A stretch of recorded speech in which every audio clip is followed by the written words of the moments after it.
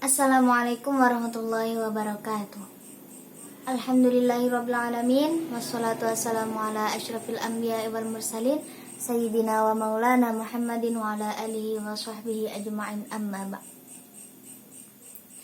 Yang terhormat kepada Bapak Asep Maulana selaku dosen pengampu mata kuliah Tarjamah Fauriyah Indonesia Arabiyah. Saya Daniar Vina Putri, mahasiswi semester 6 Prodi Pendidikan Bahasa Arab di Universitas Islam Negeri Kiai Haji Ahmad Siddiq Jember. Dalam video kali ini saya akan menyampaikan hasil terjemah saya dari salah satu video yang berjudul Lawan Rasa Malas dengan Prinsip Kaizen, atau jika diterjemahkan dalam bahasa Arab yakni Harobal Kasal Bimabadiil Kaizen. Sering banget gak sih pas lo ngelakuin sesuatu pekerjaan nih, ataupun lo punya goals nih yang lo pengen capai, rasanya tuh kayak berat banget pas lo mau mulai ngelakuinnya. Bisa jadi nih lo udah janji ke diri lo sendiri untuk mulai hari ini misalnya ya, tapi setelah lo pikir-pikir rasanya mending dilakuin besok aja deh gitu. Dan sayangnya nih pas besoknya lo malah bilang, ah udah lusa aja deh. Dan pas lusa lo bilang, awal bulan aja deh biar enak. Sampai pada akhirnya pekerjaan itu nggak lo kerjain sama sekali. Nah pastinya banyak banget nih yang punya masalah kayak gini. Bahkan gue sendiri juga ngerasain hal ini nih sekarang. عندما تقوم بعمل أن يكون لديك هدف هل تجد صعوبة في البدء؟ قد تكون قد وعدت اليوم بفعل ذلك، ولكن الآن بعد أن فكرت في الأمر من الأفضل أن تفعل ذلك في اليوم التالي، وفي يوم التالي لا تفعل ذلك لأنك تعتقد أنه من الأفضل القيام بذلك بعد غد، وعندما يأتي يوم الغد لا تفعل ذلك أيضا وتختار القيام به في نهاية الشهر، حتى النهاية لم يكن العمل قد انتهى. كثير من الناس لديهم هذه المشكلة بما فيهم أنا. Gak jarang kita semua nih selalu menunda-nunda pekerjaan yang sebenarnya penting buat hidup kita. Atau biasanya juga kita semua suka mengerjakan sesuatu pekerjaan itu di akhir tenggang waktu yang udah dikasih gitu. Jadinya kayak ditunda-tunda terus. Entah itu nunda olahraga, nunda kerja, nunda ngerjain PR, dan lain sebagainya lah. Padahal nih, sebenarnya perilaku tersebut itu bisa dibilang gak baik kalau keterusan. Dan pada akhirnya kemungkinan akan membuat hasil kerja lo jadi gak maksimal. Nah terus kira-kira apa sih penyebab hal ini? Penyebabnya harusnya ya beragam sih. Tapi biasanya nih, yang paling sering gue denger, penyebabnya adalah rasa malas. غالبا ما نؤجل عملا مهما لحياتنا أو عادة ما نقوم بذلك في نهاية فترة السماح، ويعرف أيضا أنه تم تأجيله، سواء كان ذلك تأجيل التمرين أو تأجيل العمل أو تأجيل الواجبات المنزلية وما إلى ذلك، في حين يمكن القول في الواقع أن هذا السلوك ليس جيدا إذا استمر، بحيث في النهاية سيجعل نتائج عملك غير مثالية. ما رأيك هو سبب هذا؟ الأسباب متنوعة، لكن ما أسمعه كثيرا عن السبب هو الكسل. Gue nggak tahu nih udah berapa kali gue ngeliat di comment section banyak banget yang nge-request tentang video, Kak gimana nih mengatasi malas, Kak gimana nih biar gak menunda-nunda pekerjaan, dan lain sebagainya. Intinya sih banyak banget yang struggle dengan perasaan malas. Pertanyaannya, terus gimana dong cara supaya kita bisa mengatasi rasa malas dan melawan kebiasaan untuk menunda-nunda? Nah, jangan khawatir, lo coba tonton video ini sampai habis karena gue bakal ngebahas tentang salah satu prinsip yang bisa lo pakai buat mengatasi dan melawan rasa malas. Tapi sebelum gue lanjut, mending lo subscribe dulu nih dan lo nyalain notification bell-nya biar lo gak ketinggalan video baru dari 1%. أرى في عمود التعليقات أن العديد منكم قد طلب مني عمل فيديو حول كيفية التغلب على الكسل، كيف لا المماطلة وغير ذلك. النقطة المهمة هي أن الكثير منكم يحاول جاهدا محاربة الشعور بالكسل. السؤال إذن كيف نتغلب على الكسل ونقاوم عادة المماطلة؟ لا تقلق، شاهد هذا الفيديو حتى ينتهي، لأنني سأتحدث عن أحد المبادئ التي يمكنك تطبيقها للتغلب على الكسل ومحاربته. ولكن قبل ذلك لا تنسى على الاشتراك وفتح جرس الإشعارات حتى لا يفوتك مقطع فيديو جديد من 1%.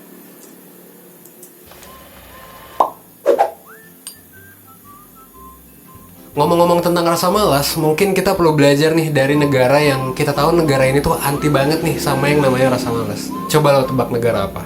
Yes, negara Jepang.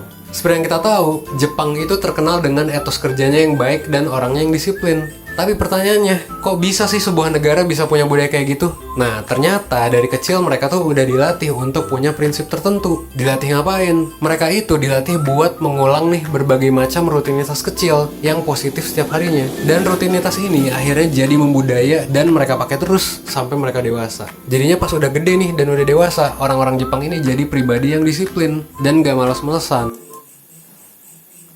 تحدث عن الكسل. ربما نحتاج إلى التعلم من البلدان ضد الكسل. هل يمكنك التخمين؟ صحيح، اليابان. كما نعلم تشتهر اليابان بأخلاقية العمل وانضباطها الجيد. لكن السؤال هو كيف يمكن لبلد أن يكون لديه مثل هذه الثقافة؟ اتضح منذ الطفولة تم تدريبهم على مبادئ معينة. تدرب على ماذا؟ يتم تدريبهم على تكرار مختلف الأنشطة الإيجابية الصغيرة كل يوم، وتصبح هذه الأنشطة في النهاية ثقافة ويستمرون في استخدامها حتى يكبروا. لذلك عندما يكبروا يصبحون منضبطين على أنفسهم وليسوا كسالى. Konsep tentang rutinitas ini akhirnya diberi sebuah nama tertentu. Apa namanya? Nah, namanya adalah teknik Kaizen. Apa itu Kaizen? Dari segi bahasa, Kaizen itu diambil dari dua suku kata, yaitu Kai yang artinya adalah berubah dan Zen yang artinya adalah kebijaksanaan. Dua kata ini menciptakan satu makna, yang artinya adalah perubahan dalam hidup itu bisa dicapai secara perlahan dan dengan penuh kebijaksanaan. Prinsip Kaizen ini juga dikenal sebagai prinsip 1 menit. Kenapa? Karena prinsip ini itu intinya adalah melatih seseorang untuk melakukan sesuatu hanya dalam 1 menit setiap harinya, di waktu yang sama. أخيرا يتم إعطاء مفهوم النشاط اسما محددا. ما الاسم؟ إنها تقنية كايزن. ما هو كايزن؟ لغة فإن كايزن مأخوذة من مقطعين هما كاي التي تعني التغيير وزن التي تعني الحكمة. هاتان الكلمتان تخلقان معنى واحدا، يعني التغيير في الحياة يمكن تحقيقه ببطء وبحكمة. يعرف مبادئ كايزن أيضا بمبادئ الدقيقة الواحدة. لماذا؟ لأن هذا المبادئ هو في الأساس تدريب شخص على القيام بشيء في دقيقة واحدة فقط كل يوم والقيام به في نفس الوقت. Contohnya gini, jadi misalnya lo mau push up nih, ya lo coba aja dengan 1 menit dulu dalam sehari. Dan lo lakuin itu tiap hari di waktu yang sama. Itu kan tadi push up nih, let's say lo gak mau push up, tapi lo mau latihan main gitar. Dengan prinsip ini, ya lo coba dulu aja belajar gitar 1 menit setiap hari. Misalnya di jam 7 ya lo main gitar jam 7 setiap harinya gitu. Nah karena prinsip ini tuh sederhana banget, prinsip ini juga bisa lo lakuin ke berbagai macam hal lainnya. Misalnya membaca, menulis, ngerjain tugas, dan apapun yang mau lo lakuin. Tapi dengan catatan gini, lo harus ngelakuinnya tanpa distraksi apapun. Jadi harus fokus. كما تريد تمارين الضغط، حاول أولا أن تفعل ذلك لمدة دقيقة واحدة يوميا، وقم بالنشاط في نفس الوقت كل يوم. مثل آخر، تريد أن تلعب القيتار وتتعلمه. بهذا المبادئ تحاول تعلم القيتار دقيقة واحدة كل يوم. على سبيل المثال في الساعة 7 تبدأ أن تلعب قيتار، وفي اليوم التالي تبدأ أيضا في لعب القيتار في الساعة 7. نظرا لأن هذا المبادئ بسيط جدا، يمكنك أيضا استخدامه في مجموعة متنوعة من الأشياء الأخرى. على سبيل المثال القراءة والكتابة وأداء الواجب المنزلي وأي شيء سنفعله. لكن عليك أن تفعل ذلك دون أي إلهاء، لذلك عليك التركيز. Menariknya, prinsip 1 menit ini akan ngelatih diri lo untuk lebih bertanggung jawab. Karena ketika lo berhasil ngejalanin 1 menit itu, ini akan ngebuat perasaan lo lebih baik. Karena lo udah ngerasa berhasil nih ngelakuin satu hal dengan tuntas. Dan perasaan ini, sense of progress ini bakal bikin lo ketagihan. Karena lo udah bertanggung jawab dengan satu tugas yang lo punya. Dan lo udah nyelesain tugas itu. Jadinya kayak tadi ya, ada sense of progress dalam hidup lo. Dan ini bakal bikin lo ketagihan. Karena bikin nagih, 1 menit ini juga kalau lo rutinin nih setiap harinya, biasanya bakal nambah-nambah terus. Jadi, lo bakal mulai ketagihan di hari-hari setelahnya. Mungkin hari pertama lo cukup dengan 1 menit, misal main gitar atau apa gitu. Tapi di hari selanjutnya, mungkin 1 menit itu jadi nambah ke 5 menit. Dan di hari-hari selanjutnya nambah lagi sampai 20 menit. Sampai mungkin bisa berjam-jam lo ngelakuin hal itu. الشيء المثير للاهتمام في هذا المبادئ هو أنه يمكن أن يدربك على أن تكون أكثر مسؤولية، لأنك ستشعر بتحسن إذا فعلت شيئا بإكماله في وقت دقيقة واحدة. ومثل هذه المشاعر ستجعلك مدمنا، لأنك مسؤول بالفعل عن مهمتك الواحدة وتكميلها جيدا. لذلك هناك شعور بتقدم في حياتك ويجعلك تشعر بالإدمان. لهذا السبب إذا كنت تفعل شيئا بشكل روتيني كل يوم حتى لو كان لدقيقة واحدة فقط فستشعر أقل، وستضيف وقتا من دقيقة واحدة إلى 5 دقائق، حتى في الأيام التالي قد يستغرق ساعات. Tapi ya kuncinya balik lagi ya, lo harus konsisten dengan melakukannya setiap hari. Biar jadi apa? Biar jadi kebiasaan. Sekilas kayaknya prinsip ini tuh terlihat mensimplifikasi banget dan kayaknya meragukan dan gak efektif gitu.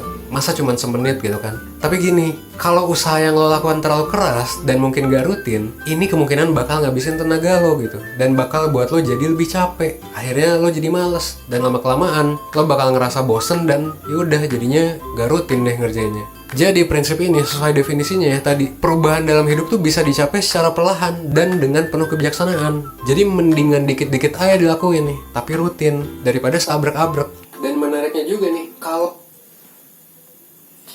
لكن الشيء الأكثر أهمية هو أن تكون متسقا بفعله كل يوم لعلها تصبح عادة.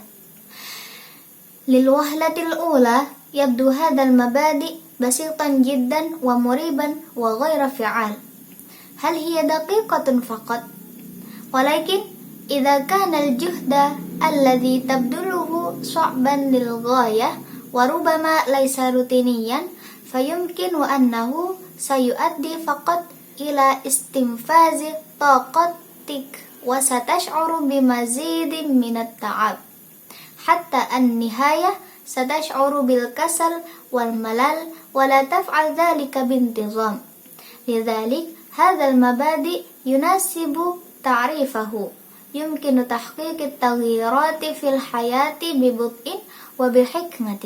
لذلك من الأفضل شيئا فشيئا ولكن بشكل روتيني بدلا من إجراء الكثير من التغييرات ولكن ليس بشكل روتيني.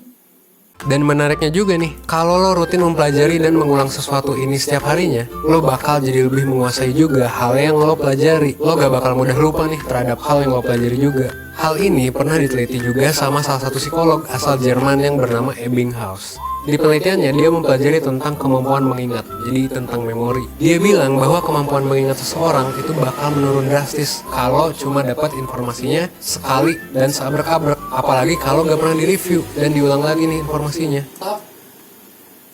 والأكثر إثارة للاهتمام حول هذا المبادئ هو أنك إذا كنت تتعلم شيئا وتكرره بشكل روتيني كل يوم فستكون لديك سيطرة أكبر على ما تتعلمه. لن تنسى بسهولة ما تعلمته. تمت هذه دراسة أيضا من قبل عالم النفس من ألمانية اسمه إيبنغهاوس درس قدرة الذاكرة البشرية في بحثه. قال إيبنغهاوس: إن قدرة ذاكرة الشخص ستنخفض بشكل كبير إذا حصل على المعلومات مرة واحدة فقط بكميات كبيرة ولم يكرر المعلومات التي حصل عليها. Tapi ada pengecualian. Ketika lo melakukan repetisi atau ketika lo mencoba mengulang kembali nih materi yang udah lo pelajari besok-besoknya, jadi dilakuin secara rutin, bukan cuma lo akan jadi lebih ngerti, tapi informasi yang lo simpen ke otak lo itu bakal nempel banget. Jadi gak hilang nih informasi yang lo pelajari. Istilahnya, memorinya tuh masuk ke long term memory lo gitu. Dan secara gak langsung, prinsip Kaizen ini sebenarnya sejalan banget sama apa yang ditemukan oleh Ebbinghaus tadi. Ketika lo mengulang suatu hal, secara gak sadar hal tersebut bakal jadi suatu habit, bakal masuk ke long term memory lo, dan lo bakal jadi master dalam hal tersebut. ولكن هناك استثناءات عندما تقوم في اليوم التالي بالتكرار أو محاولة تكرار مادة قمت بدراستها بانتظام فلن تفهم المزيد فحسب بل ستظل المعلومات المخزنة في عقلك ثابتة للغاية. بعبارة أخرى تدخل الذاكرة ذاكرتك طويلة المدى. ويتوافق هذا مبادئ كايزن بشكل غير مباشر مع ما وجده إيبنغهاوس. عندما تكرر شيئا لا شعوريا ستصبح عادة تغوص في ذاكرتك طويلة المدى وستصبح خبيرا في ذلك. Hal tersebut. Prinsip Kaizen ini juga bisa dikerjain sama siapapun dan bisa diterapkan di bidang kehidupan apapun. Karena gampang banget kan, lo tinggal ngeluangin waktu at least 1 menit lah setiap harinya. Dan yang gue suka dengan prinsip ini juga adalah karena prinsip ini sejalan banget sama visi 1% dengan ngebuat lo jadi lebih baik nih, seenggaknya 1% setiap harinya. Karena kalau lo terus tambahin nih 1% knowledge lo tiap hari, lama-lama setiap harinya itu knowledge lo bakal bertambah jadi ribuan persen efeknya, jadi compound interest, bahkan bisa lebih dari itu. Nah inilah yang dinamakan dengan compound interest ya. Kenapa gitu? Sebenarnya ini sama kayak investasi, tapi investasinya itu investasi ke otak lo. Jadi mirip-mirip nih sama nabung saham. Kalau lo nabung saham terus, maka ya bunga dari saham itu kan dividen dan lain sebagainya pasti akan bertambah terus kan, yang lo dapet gitu. يمكن أيضا استخدام هذا المبادئ من قبل أي شخص وتطبيقه في أي مجال من مجالات الحياة لأنه من السهل جدا قضاء دقيقة واحدة فقط كل يوم. وما يعجبني في هذا المبادئ هو أنه بتماشى إلى حد كبير مع رؤية 1% لجعلك أفضل بنسبة 1% على الأقل كل يوم. لأنه إذا وصلت زيادة معرفتك بنسبة 1% كل يوم بمرور الوقت ستزيد معرفتك إلى الآلاف في المئة سارية المفعول. يمكن أن تكون الفائدة المركبة أكثر من ذلك. هذا ما يسمى بالفائدة المركبة. لماذا هذا؟ في الواقع هذا هو نفس الاستثمار، لكن الاستثمار في عقلك على غرار توفير الأسهم. إذا قمت بحفظ الأسهم فستستمر الفائدة وأرباح الأسهم وما إلى ذلك من الأسهم بالتأكيد في الزيادة. Nah kalau ini nabung ilmu nih ke otak dan tubuh lo. Bedanya kalau lo nabung ke suatu habit, lo bakal jadi expert di habit tersebut dan otak lo bakal semakin kuat setiap harinya gitu. Nah makanya kalau sebelumnya lo nih yang request dan tanya-tanya tentang video mengatasi kemalasan itu kayak gimana, sekarang giliran gue nih yang balik nanya ke lo. Kira-kira kapan nih lo mau ngeluangin seenggaknya 1 menit aja setiap harinya, yang kemungkinan hal tersebut bakal mengubah hidup lo gitu. Nah lo bisa jawab pertanyaan itu di comment section. Coba kasih tahu di comment section kira-kira habit apa sih yang mau lo kembangin dengan prinsip Kaizen ini. Oke, mungkin itu aja. Jangan lupa like, comment, share, dan subscribe video ini. Jangan lupa juga nyalain notification bell-nya biar lo gak ketinggalan video-video keren 1% selanjutnya. Gua Evan dari 1%, thanks. تماما كما تحفظ المعرفة في عقلك يكون الاختلاف هو أنك إذا احتفظت بعادة فستصبح خبيرا في هذه العادة وسيزداد عقلك أيضا قوة. إذا كنت تسأل سابقا كيف تتغلب على الكسل، حان دوري الآن لأسألكم تقريبا متى ستقضي دقيقة واحدة فقط كل يوم من المحتمل أن تغير حياتك؟ يمكنك الإجابة على هذا السؤال في عمود التعليقات. حاول أن تخبر في عمود التعليقات ما هي العادات التي ستطورها باستخدام مبادئ كايزن. حسنا، ربما هذا كل شيء. لا تنسى إبداء الإعجاب، التعليق والاشتراك في هذا الفيديو. لا تنسى أيضا تشغيل جرس الإشعارات حتى لا يفوتك مقطع فيديو رائع آخر من 1%. أنا إيفان من 1%. شكرا لكم. Selanjutnya saya akan memaparkan terkait strategi penerjemahan yang saya gunakan selama menerjemahkan. Strategi yang pertama yang saya gunakan yakni strategi pengurangan, di mana penerjemah mengurangi elemen struktur dalam bahasa sasaran karena aturan dalam struktur bahasa sasaran. Contohnya, sering banget gak sih pas lo ngelakuin sesuatu pekerjaan nih, ataupun lo punya goals nih yang lo pengen capai, rasanya tuh kayak berat banget pas lo mau ngelakuinnya. Diterjemahkan dalam teks bahasa sasaran menjadi indama taqumu bi'amalin aw yakunu ladaika hadaf hal tajidu su'ubatan fil bad'. Penambahan di mana penerjemah menambahkan kata-kata di dalam bahasa sasaran karena aturan dalam struktur bahasa sasaran. Saya mengambil contoh, dia mempelajari tentang kemampuan mengingat. Ditambahkan satu kata dalam bahasa sasaran menjadi darasa qudrata dzakiratil basyariyah fi bahthihi. Strategi yang ketiga yakni pungutan atau borrowing, di mana penerjemah sekedar memungut kata bahasa sumber yang ada ke dalam bahasa sasaran. Contoh, salah satu psikolog asal Jerman yang bernama Ebbinghaus. Alamin nafsin min Almania ismuhu Ebbinghaus. Contoh kedua, saya Evan dari 1%, diterjemahkan dalam bahasa sasaran menjadi Ana Evan min 1%.